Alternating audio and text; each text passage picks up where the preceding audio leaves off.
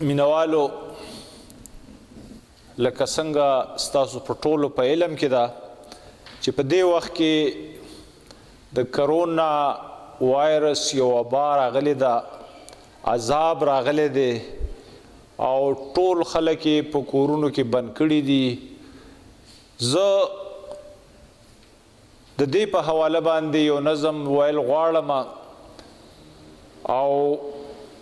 ټولو مینوالو ته زما دا درخواست دی چې دا نظم په غور باندې واوري، ځکه چې کومه یره خوره ده، کم په خلکو کې خوف دی، کم خلک بې زړه شوي دي، نو انشاءالله چې دا نظم ټول واوري نو هغه یره به هم ختمه شي، هغه خوب به هم ختم شي او زړه ته به یو نوی امنګ، یو نوی حوصله او یو نوی ولوله میلاو شي. نو د هغې نه مخکې یو څو شعرونه دي. زه په دې خبره باندې ډېر افسوس کوم چې په دې وخت کې څنګه چې فلاحي ادارې یا کم مالدار خلک دي هغوی تر خپله وسه امداد کوي، دا ډېره ښه خبره ده. د پاکستان د خلکو دا د صفت وړ یو عادت دی او بلکې هغه د خپله فریضه ګڼي، اسلامي فریضه ګڼي چې هغه په داسې وخت کې د خپلو غریبانانو سره امداد وکړي. خو ډېر خلک پکې داسې چې هغوی د نمود و نمایش دپاره دا کار کوي. نو په دې وخت کې چې د الله تعالی عذاب راغلی دی او په دې وخت کې هم سړی